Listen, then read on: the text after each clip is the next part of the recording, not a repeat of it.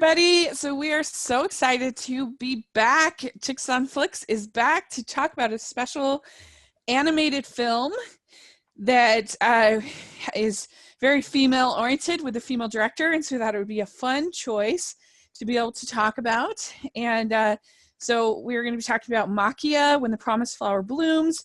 And I'm Rachel, and Christine is here. Hey.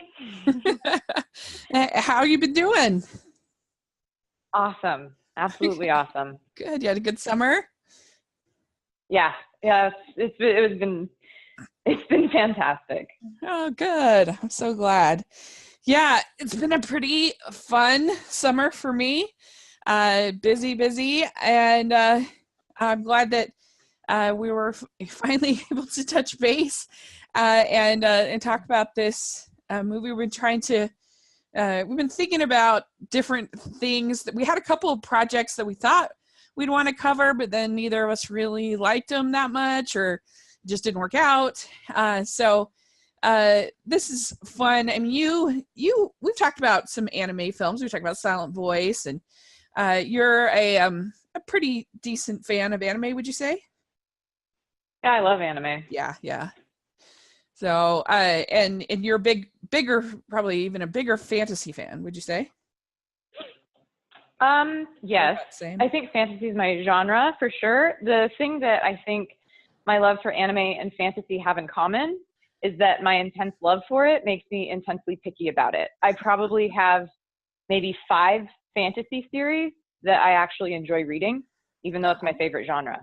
Interesting. So, yeah, cool. What are some of those 5 that you are your favorites? Oh my goodness. So Mistborn by Brandon Sanderson is my very favorite fantasy trilogy.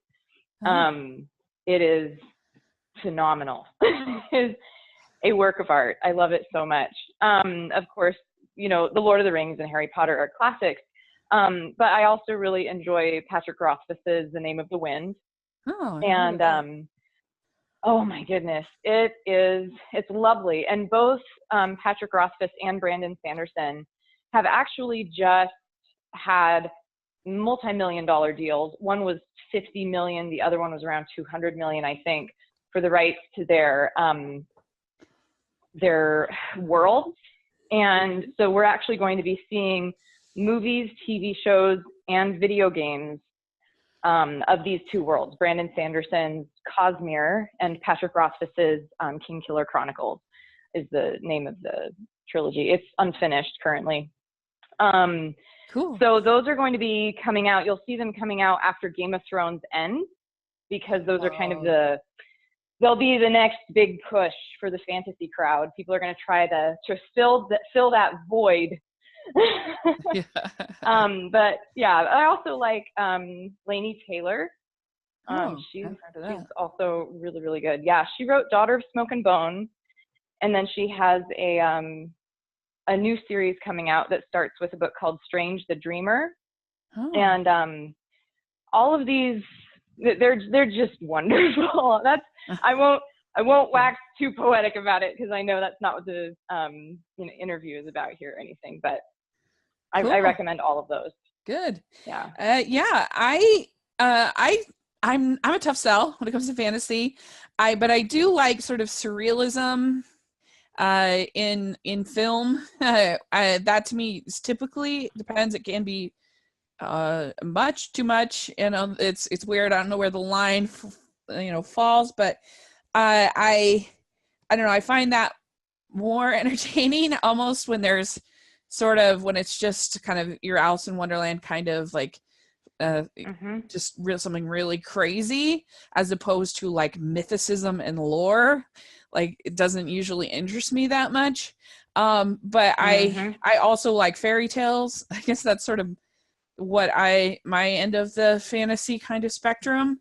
But I just typically find stuff that is true fantasy to be boring for me. And it's crazy because you think like they're making all this worlds and stuff, and it should be, really the opposite of boring because it's so creative. But for me, I find that they often focus so much on the the lore and explaining the setting that I just disengage. And one of the things I think that's so brilliant about the Peter Jackson Lord of the Rings is like they almost get through all of at least a lot of it. There's certainly some parts that do still bore me in that series, even though I like it. But at the very beginning, the sort of exposition about the history of the ring and who the different tribes are, who, the different lands, whatever, that is so helpful in just kind of getting done with all of that, so that the focus of the story is pretty simple. It's just this simple story about these characters that are trying to return this powerful ring and defeat this evil. It's a good versus evil story, as opposed to just like, I don't know, something that's just kind of like the Hobbit movies. I just thought were so difficult to get through. I was so bored, and I actually didn't finish watching those. Did you? I gave up. It's terrible. It's Desolation of Smog. It takes them almost 2 hours just to get to Smog, and I know some people just love like spending time in Middle Earth and with these characters, and that's enough. But for me, it just wasn't cutting it for me. And I don't think that that's a problem reflected in the book or the story, right? Like that's Hollywood having a hard time. I'm not a big fan of the Hobbit book, just because it's certainly way better than the movies, but it's just kind of a whole bunch of adventures, so it doesn't really have that moral gravitas the Lord of the Rings has. It doesn't have any stakes, and so that's what makes it a little bit less interesting to me. But yeah, certainly better than what Hollywood decided to do, make it into 3 movies. Oh my gosh, 3 long movies. Well, and fantasy, so there are a lot of different ways to be a fantasy fan. So it's kind of funny when I say, oh, I love fantasy, because there are subgenres, and then there's the larger genre of just speculative fiction in general. And that's actually where I consider myself to fall. So like, I love science fiction just as much as fantasy. Things like Your Name, that's anime science fiction, or Cowboy Bebop, right, is anime space opera, which is also a type of speculative fiction. And so that, to me, is my genre. That's my comfort zone. But within fantasy, there are actually some corners that I have a harder time with.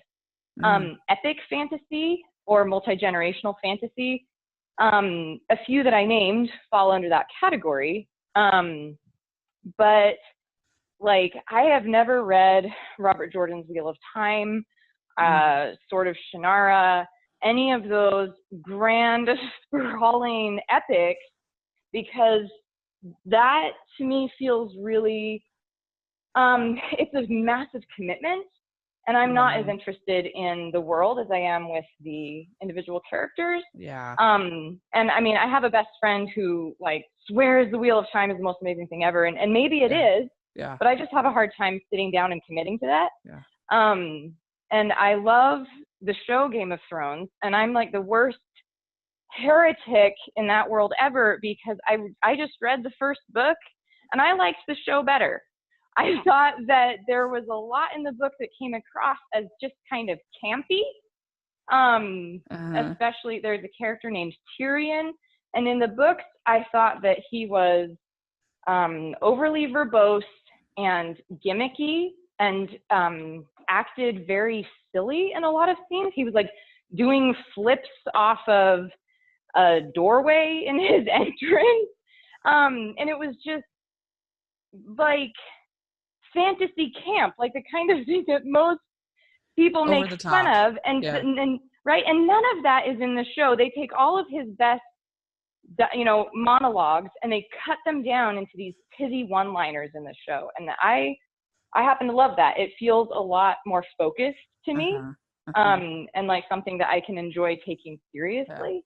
But I have literally never met anyone else who was a fan of the show that thought that the books weren't as good as the show. So I probably shouldn't be saying this when it's going to go public, but at least just reading the first book, that was my opinion.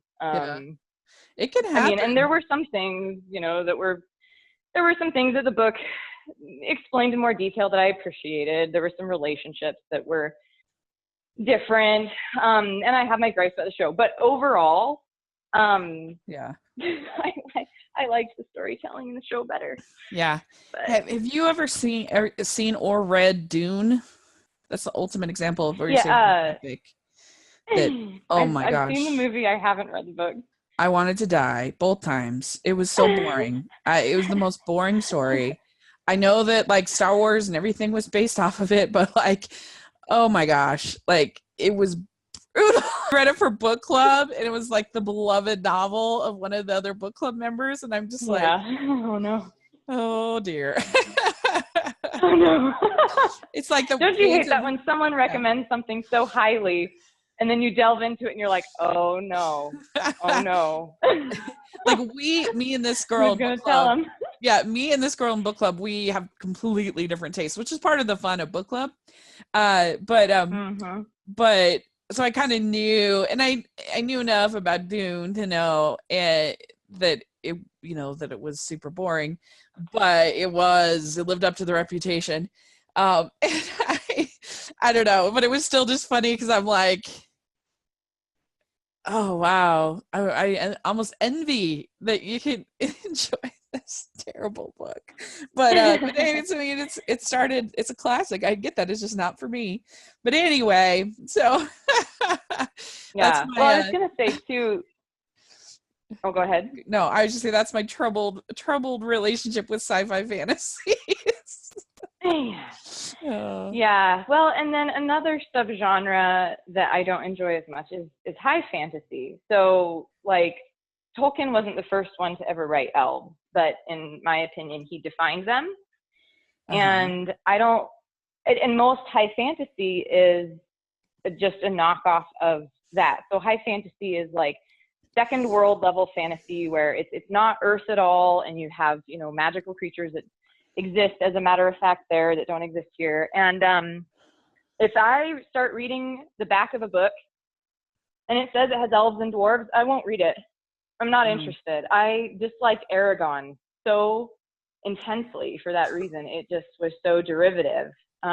So yeah, epic fantasy and high fantasy, a little bit harder for me. So I do kind of like these kind of more borderline experimental fantasies. I like when they tweak history, which is what I write. I write historical fantasy. And like Brandon Sanderson, like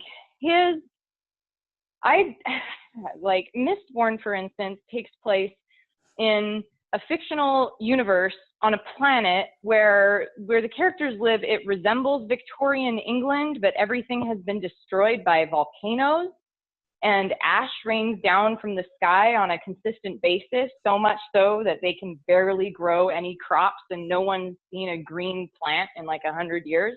And then the characters find out that if they ingest certain metals, it will give them certain abilities. And that's just like, that's fantasy, but it doesn't sound like literally anything else. It's just totally unique. And then Name of the Wind is interesting because Name of the Wind begins with an onslaught of fantasy tropes, actually. Like, it starts in a tavern with a, man telling his life's history, and there's darkness coming on the horizon. And at first you start reading it and you're like, how is this popular? It's so cliche. But then the thing is the author, takes all of those cliches and really kind of puts them through the grinder, and kind of, it's like in some ways he delivers those tropes better than anyone's delivered them, and then in other ways he'll just turn them on their heads, and that's what makes Name of the Wind really fun. And I was just talking to a friend yesterday about these two series, and I think Name of the Wind, and you will see it catch on in popularity, guaranteed, because it's getting so much backing. Lin-Manuel Miranda is doing the music for the TV show. Like, it's gonna be big. And I think one of the things that makes Name of the Wind so much fun, not only to read but to share with other people, is because it's actually incredibly accessible. for people who don't normally read fantasy, at least in my opinion. And I feel like a lot of people share that opinion, that it's a great gateway drug for fantasy. Cool. Oh, it sounds great. I hadn't heard of that one. So, all right. Well, let's dive in into the movie at hand. That was a fun kind of discussion about fantasy, kind of see where we're both coming from. And so this movie was directed and written by the amazing Mari Okada. She is an incredible talent, and it's really neat to me to see anime embracing female content creators in such a way as they have in recent years. You have this movie and a new movie by Naoko Yamada, who did A Silent Voice, coming out this year, which I'm very excited to see. It's called Liz and the Bluebird, and I loved Silent Voice, so I'm very looking forward to that. And there's a number of other female anime content creators, which is great because that definitely wasn't the case for a long time. But Mari Okada has been an incredible talent in anime. She has a huge resume of screenplays in particular that she has done, mostly for television anime shows. But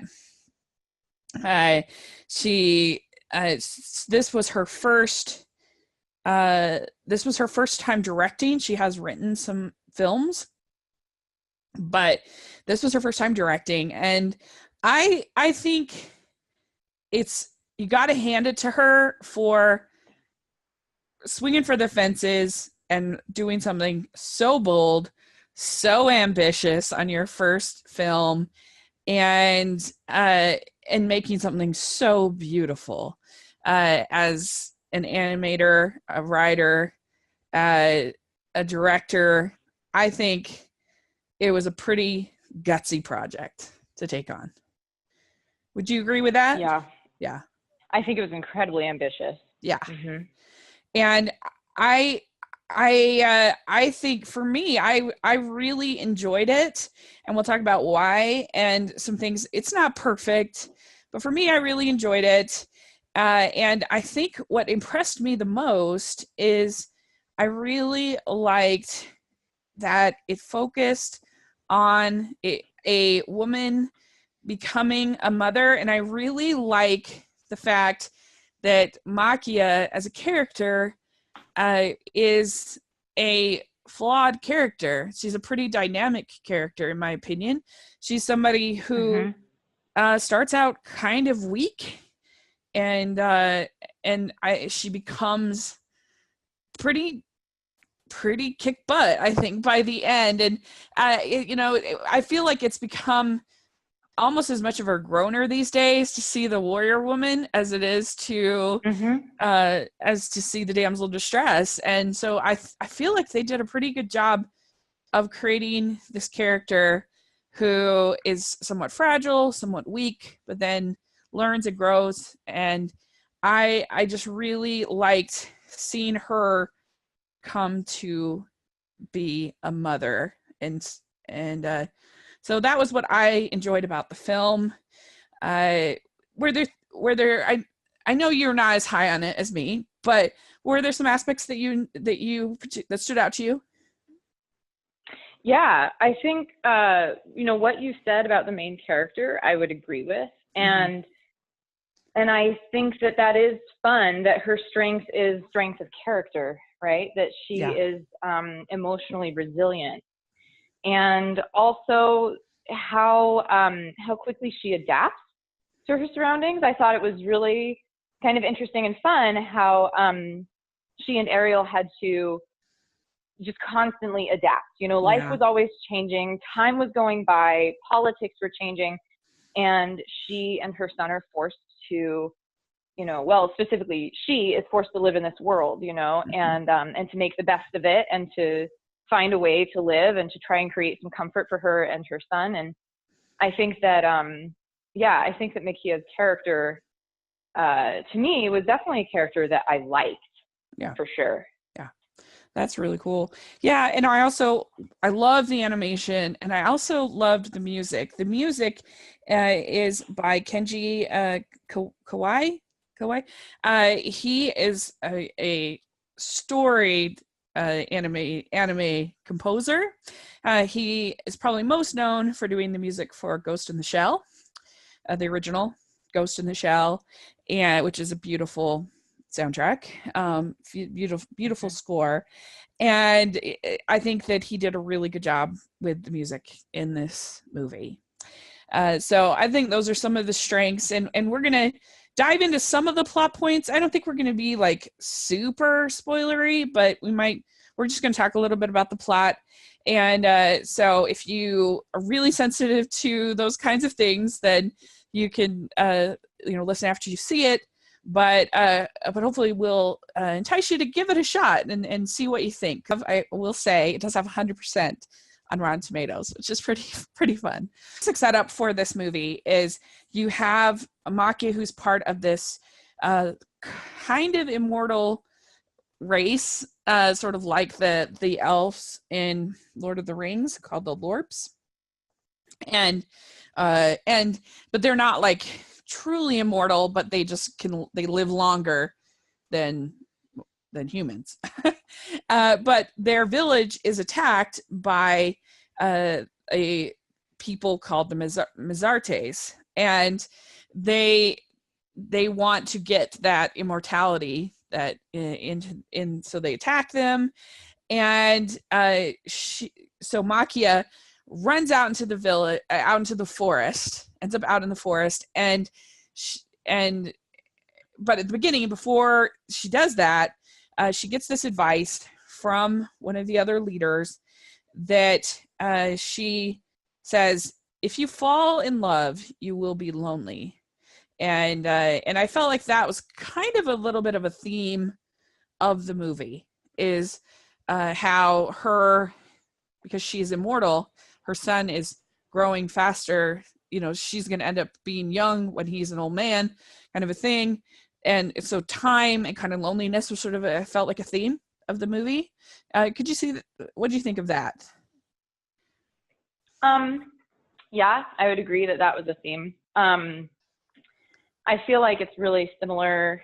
The nature of the caricature is really similar to the unicorn or Princess Amalthea in The Last Unicorn. Oh, okay.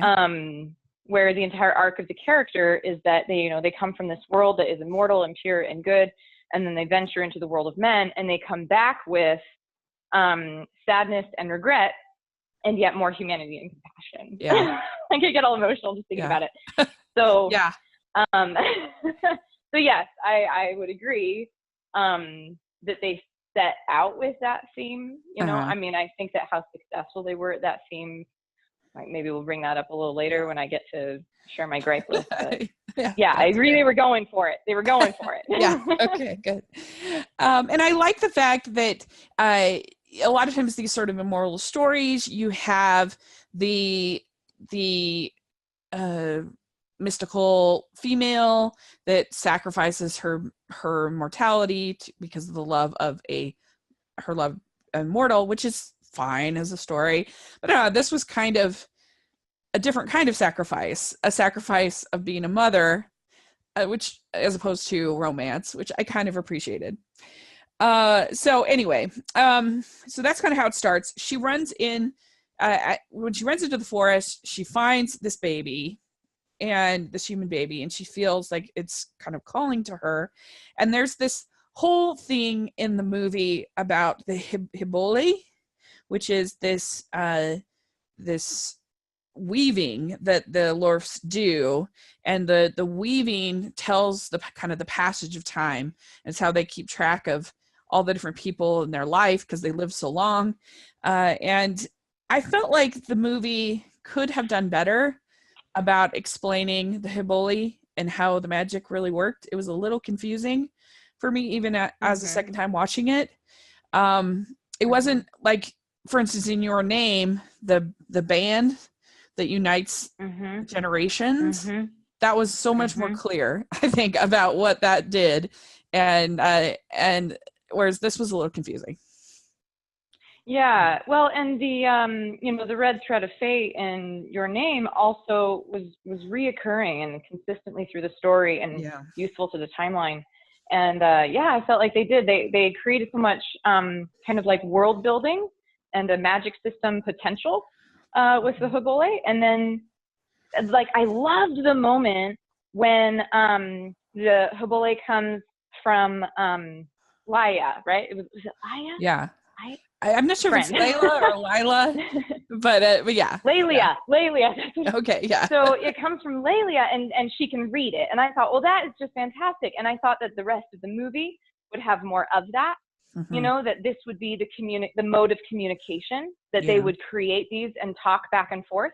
It seemed like a matter of course that was where they were going with it, but then they never did it again. They never communicated again, except for Ariel to write like mama on his, but that was it. And I was a little disappointed by that. So yeah, I agree. They also, speaking of Lelia, they also set up at the beginning this contrast between Lelia and Maquia. Lelia is a character that is much more of your sort of classic, sort of bold female character. She's leaping off of, waterfalls and it's kind of, I felt like kind of interesting. You have a more sort of quiet character, a more introverted character in Maquia as your lead character who learns and grows and develops, and you have the more sort of bold character in Lelia who is kind of forced to be submissive because she's basically a prisoner for most of her life. And I really loved the ending where they reunite and you see Lelia just rushing towards the dragon. I thought that that was a very empowering way to kind of end her character. And I thought that she had some really interesting moments. But yeah, I thought it was interesting to have these two female characters. You don't normally see that in a lot of fantasy, to have two lead female characters. I like that. Yeah. And one of the trends that we're going to see as we're discussing this too is everything they set up I liked. Like the first, 15, 20 minutes, I was like, yeah, like I'm going to love this. And it was really just my frustration and disappointment that increased as the movie went on that ended up ruining it for me. But like, this is my take on it. I agree that this was ambitious. I think the most ambitious thing was to try and stuff this storyline into, what was it, 2 hours? And I have a feeling that had it been a series, even like a 13 episode series, I probably would have loved it. Because what I didn't like wasn't anything that was there. It was what wasn't there. Okay. It was what felt missing for me, where I think things fell through and ended up kind of tainting some stuff. Most of the movie is sort of cut between Maquia learning to be a mother, which I thought, to me, all worked. I really liked all of those scenes. I thought there was an emotion to them, there was a heart to them, there was a sweetness to them. I really enjoyed all of those scenes. And then you have Lilia with the forced to become this bride of the Prince of the Mesertes, and he wants to marry her to try to get a lineage with the immortality in them, mortal blood, and she ends up having a child.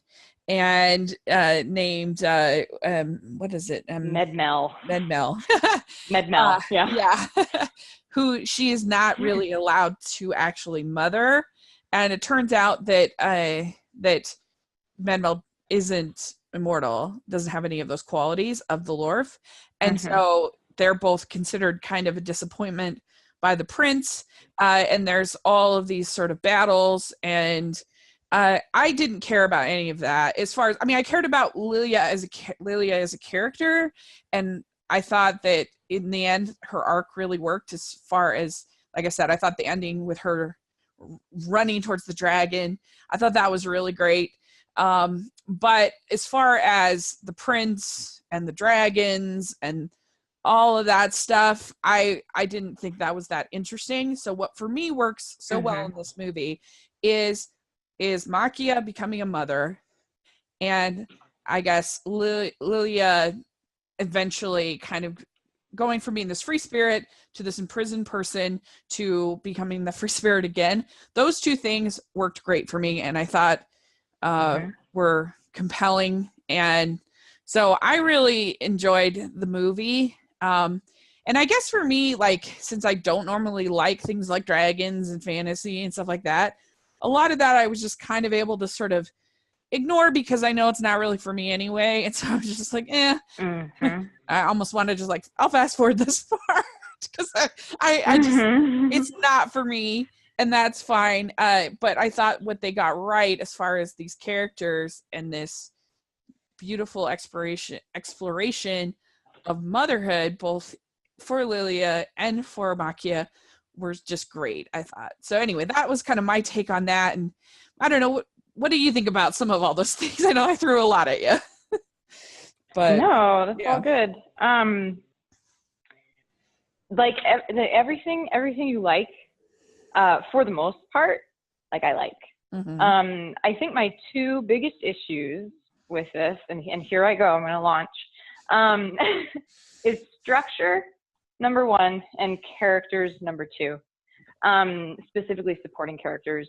So the thing with the structure, and this is where a little bit of background on me is a little useful, and that is, so I write historical fiction. I'm a very meticulous plotter. I really love studying structure, and I'm a strong advocate for the idea that formula does not mean formulaic, that the sole purpose of structuring any story is to create a tension, and then a need, and then a release, so that at the end of the film or story, book, whatever it is, you have catharsis. Catharsis is the point of everything. And so on top of that, this is where it gets really kind of funny and coincidental, and maybe I have way too much attachment over in this area, but the book that I'm currently writing has a 400-year-old character. And so I deal with a lot of the same questions that the screenwriter who worked on this movie also had to deal with. And that is that time moves differently when you're immortal. We know, even just in real life, the older you get, the faster time goes. I do think it's a little inconsistent that they go ahead and do that with Maquia when she's 15, because then theoretically time should be passing for her the same way it passes for a human. But let's pretend that she's not 15. Let's pretend that she already has a couple hundred years behind her, and so she has the mentality of this immortal person. She's at least been raised in an immortal society. But the thing is like, I loved that they came to the same conclusion that I had previously come to in my writing, and that is, if time goes faster, what you're going to want to do when you tell their story is you're going to cover way more time. And that you're going to want to show key plot points that have years between them. And so that actually made me excited. When I started watching this and I realized they were going to do that, I was really happy because I was like, I think that that's exactly how you tell that type of character's story. But it ended up for me being really uneven. And the thing is you want to, if you're going to condense that much, you're going to have to figure out what all of your story threads are, and you're going to have to figure out what all of your key plot elements are in each of those threads. And the way that I usually organize it is I have a thread for every supporting character. Every other character that interacts with my main character is technically another storyline. So my character plus my villain is my story A, but character plus everyone else is B, C, D, E, and F. And you have to have, at the bare minimum, 3 scenes that can move that relationship, that can move that storyline. And this is where structure spills into character, because with Krim, I think his name was, he doesn't have enough developmental scenes for you to understand his story and relate to him or what he's trying to do. And so I felt like that was missing. I felt like Lelia needed more of her own arc so that we could, because like we see what's happening to her. We're kind of given the shorthand for the fact that she's brave. She jumps off a waterfall. Okay, great. But like, I don't know how to relate to her yet. And then at the end of the movie, I still didn't. Med-Mel had 2 scenes, no arc at all for Med-Mel. And then like the guy who was technically one of the Lorf, he was like half immortal. Like I wanted to know who he was. I was like, where's your arc? Like, what is it that you're doing? What are you learning? How are you growing? I want to connect with you. I was fascinated. Yeah. And that's why I'm saying, you know, if it was a series, I think I would have been happy because I would have gotten that. And then the other thing is without it, so what's essentially happening, in my opinion, is a complete story, an incomplete story, sorry, that's rolling out in front of your eyes, and it's beautiful and it sounds really good, and it's hitting emotional points. But here's where, like, I agree the music is beautiful. The problem is the music is too beautiful for what's on the screen, meaning that if we don't understand the emotional relevance of what's happening on screen, not just a little toddler being cute, but like why it matters at all, and then we have music play, we do have an involuntary emotional reaction to that. It sweeps us up. I cried at this movie, but I cried the same way that I cry when I watch every single Budweiser commercial. Like, I cried because it hit all the right notes, because I'm a mother, and ever since I gave birth, if I see something that cute on the screen and, you know, and a character cries and that cues me to cry and the music rises and then I'm a mess, you know? But then the thing is I'm like, what am I crying for? Like, it doesn't even matter. They're just selling insurance, you know, like those commercials that you see. Like, anyway, so like, it's like those commercials that people share on Facebook, you know, and they're like, this commercial will make you cry in less than 4 minutes. And it always works on me. But the problem is that I come out the other side of that and I feel manipulated. And so with this movie, that was the feeling I had. I was like, I feel like I've been manipulated instead of edified. And and one of the ways I think that you can kind of detect whether you're crying because of the story or you're crying because it's appealing to all of those human triggers in you is if the character's crying. Because like, think of, you know, like Lord of the Rings, the most powerful moment, the most famous moment, you know, Samwise Gamgee, I can't carry it for you, but I can carry you. Sam is not wailing. He's not howling in despair. You cry. I cry just thinking about that scene because of what it means, you know? And I felt like this movie had so many times where Maquia was crying and the music was rising and it was so artificially emotional. And I was like, I don't understand what any of this means. I don't understand the significance of any of this. So it felt really surface level to me. Interesting. And like, it had no meat. So yeah, and that's where I think that like just a little more structure, just a little more character, and I wouldn't have felt that way. The music could have swelled and I would have understood and cried for a good reason. You know, fair. I don't know if that makes any sense. Yeah, no, it does. That was not my experience, but I can see how that could be your experience. first of all, I am not Mrs. Side Characters. Like if you listen to the Hallmarkies podcast, you would see, because Amber is always like, wasn't this a great like side character? And I'm like, who's that? Like, I'm not. Uh-huh. So that's first of all. So second of all, I guess for me, I felt like there was I felt like they did earn the emotion for Maquia and her learning to be a mother with Ariel. And I mean, she's so young and she makes mistakes, and she has moments of connection and moments where he is, rejects her, where they learn and they grow. Like that's what teenagers and that's what kids do, from time to time. Those moments of victory, you have those moments of it kind of reminded me in tone and feel of something like Boyhood, which is a movie I love, just about this, which is just about this mother and two kids and their life. And so maybe it's a little bit of almost a fantasy slice of life kind of a thing, a little bit. But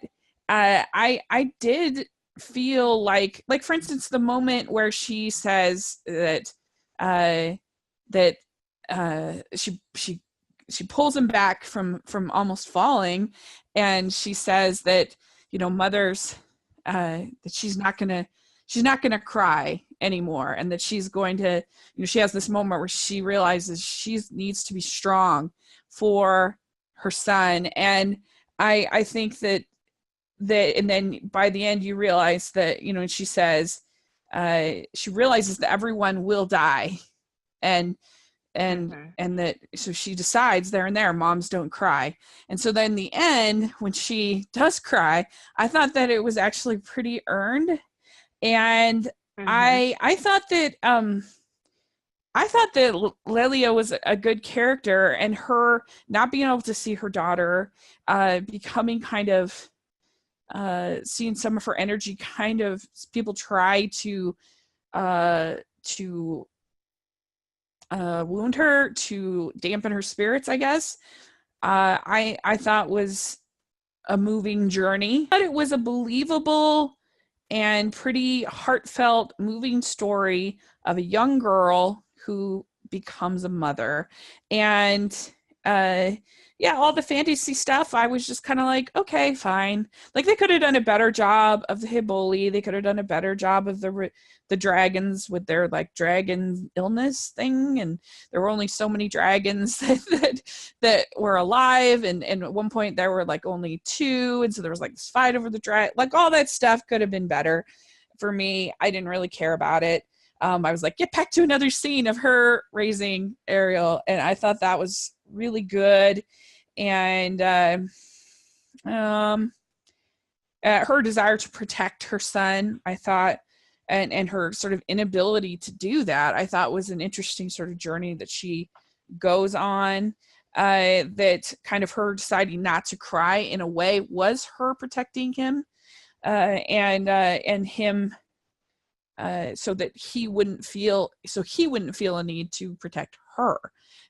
He would see her as being strong. I thought that was interesting and moving. And on the Wikipedia, and I think it describes what I'm trying to say, it says, despite the profound pain of loss that loving her son brought her, despite the profound pain of loss, loving her son had brought her happiness. And I think that that's kind of the journey of the character. And I don't know, I really enjoyed it. I thought that it was nice to me to see a story that I actually liked, the fact that it didn't waste my time with details about the dragons, which I could care less about. I could care less about all I need to know is there's a battle going on. I don't care about what they're fighting about or whatever. Like, I just need to know Ariel's gone to be a soldier, and that we're trying to free Lilia from this thing. That's it. I don't care about any of that kind of dynamics. That would have been very boring for me. I kind of like the fact that she just was telling the life of one character, and just focused on that, as opposed to most fantasy, which to me gets very, very boring because it just, I don't know, the mysticism and the lore just isn't interesting to me. So Yeah. I don't know. It's kind of an interesting thing. Yeah. Well, and there's another point, because you mentioned, this is the life of one character. And I think that actually if they had done that, it would have been stronger, because they didn't do that. There are perspectives in this movie that Maquia is not present to see. There's a little bit. There are scenes where she's not there. And that was very confusing to me, because it's like, if we're doing the structure that we're doing because we are, like ostensibly coming from Maquia's perspective, and yet we were outside of her head and range of sight. I mean, we had scenes in like, the king's throne room and things, and even if they had just kept it to Maquia and Lelia, I might have been okay with that, but I felt like it was just head hopping everywhere. Really? See, I disagree. Yeah. I mean, they had a little bit, but I feel like it was pretty good about staying focused on those two characters. When I said one, I should have said two, because I mean, I feel like they did the bare minimum that they had to do in order to have that kind of conflict. Yeah, I was fine with that personally, but I can see how, I can see your point of view. Yeah, I felt like it was misleading, because then I thought I'd get more information. Like if they show the king talking in his court, then I'm like, oh, okay, so I should pay attention to this, because like I am paying attention to the fantasy elements. I do. And I was okay with not really knowing what the war was for, because I got the sense that Maquia also didn't know or care. Like, it's very like the Lord of the Rings elves there, where they're like, the wars of men come and go, they're like mayflies. They come and go in a day, like we're not going to concern ourselves with their affairs. And so I think that would have been fine. That would have been a great perspective.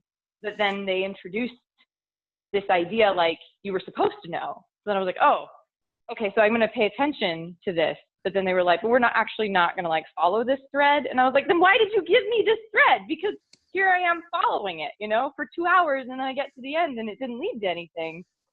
Darn it, because I would have liked to have just let the war go, and just have it be in the background, kind of like you ended up actually, like that's how you got it, because you didn't pick up that thread, you're like, I see what you're laying down. I'm not a fantasy fan. You know what? Pass. Like, yeah.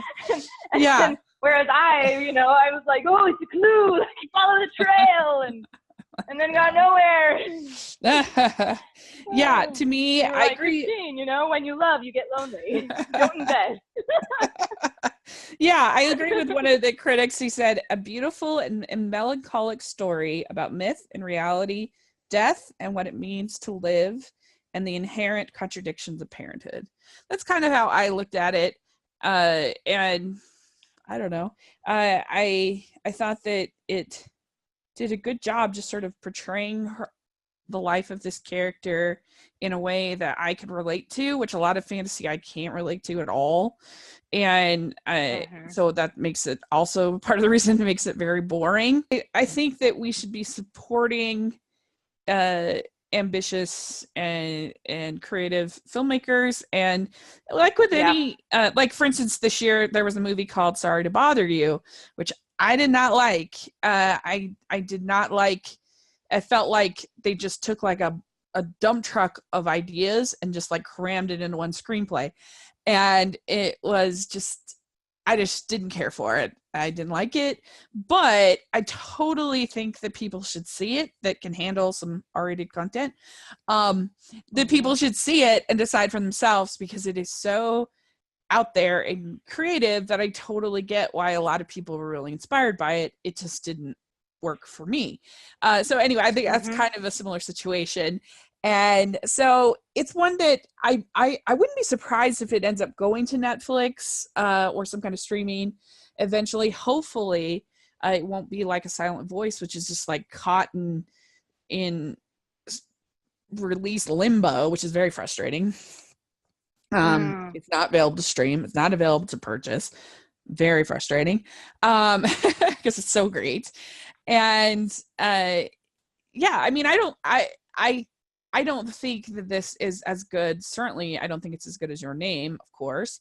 And I don't think it's as good as A Silent Voice, but I guess I went into it with actually pretty low expectations because I don't like fantasy. And so the fact that I got this story about a woman becoming a mother to me was like, oh, that was really refreshing and something that I could relate to and that I found moving. And so it's an interesting thing. And so I really appreciate you taking the time to talk about this with me. I had a lot of fun just discussing it. I think it is like you said, it's definitely a movie that you'll think about, that you'll talk about, and that you'll enjoy. I mean, like I said, I think like there were some parts that were undercooked as far as the Hibble and the dragons, but again, I didn't really care about those parts.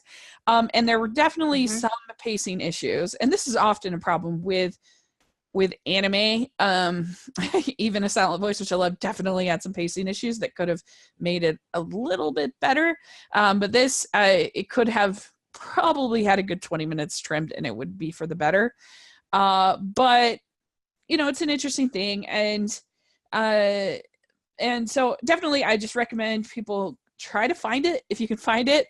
And I hope that the company that is marketing it will try to put some money behind it for Oscar consideration, because I think it's worthy of being in the discussion, at least of that. Yeah, at least the sound score.